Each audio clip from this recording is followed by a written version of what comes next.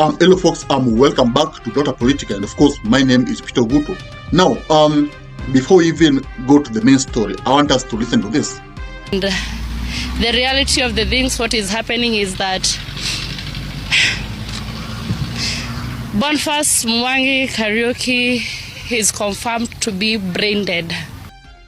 Yes, this lady is saying that BONFACE, the hawker who was shot by the rogue police, is actually brain dead. And when you are brain dead, you are always next to death. But of course, we as Kenyans, we are praying that this young man, Mungu amsaidie, amponye. And of course, listen to this now. Maneno ambayo imetajwa na the minister, the CS Interior, ati watu waanze kupigwa risasi wakikaribia police station.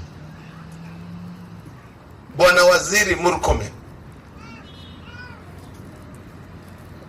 you don't deserve to be the Minister of Interior. MP Gitonga is saying that he is going to impeach Murkomen. Why do you say so? Murkomen had this video. Si ni ukweli? Na tumeambia polisi, mtu yoyote mwenye atakaribia police station pika yeye risasi. Mtu yoyote. Yeah, he was telling policemen to shoot at protesters. Huh? That's the message. And of course, he said this twice. Why do you think he said so? Remember, the government came up with a propaganda that police stations were invaded by goons. In fact, initially, people thought that Gachagua did that. But after Gachagua's explanation and logic, we can just tell that the government had organized all these scenarios so that they can have an excuse of course, not stopping protesters. Because this is so simple. How can you, common mwananchi, invade a police station? And now, Raila'S Odinga had this to say. So anybody giving instruction to a police officer that, oh, kama mtu na karibia police station, piga risasi. My shame. Shame on you. Yeah, Raila is warning, actually, Kipchumba Murkomen, that you can't just shoot at people. You can't give such orders because I'm a police wengi kuna stress. How do you know that they will misuse their power? Yeah, because mtu akiambiwa shoot to kill, atapiga kila mtu risasi, then waseme kwamba this person was coming to invade our police stations, and our boss told us to shoot anyone who actually invades our police station. So kila mtu anapiga risasi. That's what's happening. Now, remember, this story is actually a serious story because the Kenya has seen police brutality from the death for Juang, now again the rest. What am I? And now we are seeing the government entertaining actually policemen. Even the president himself said this. Yeah, Rais alikuwa anaambia wa Kenya, alikuwa anaambia polisi kwamba pigeni watu risasi, but I am with you. Nothing will happen to you.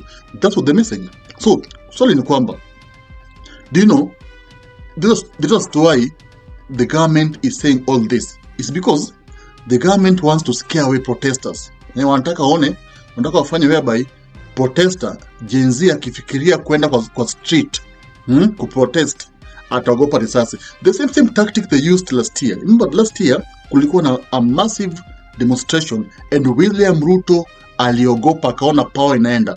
What happened? We saw massive abductions. Unapigiwa simu, unakuwa traced, unashikwa Kware. And bodies turned out kwa Kware. And you remember, when walikufa, their families have never gotten any justice from Rex Masai and the rest. And the government came up with a serial killer. Wakisema huyu jamaa ndo ameua watu Kware. Yet then huyu jamaa baadaye aka escape. You don't know whether aliuliwa or whatever because you have never seen him. Maybe alimalizwa. No.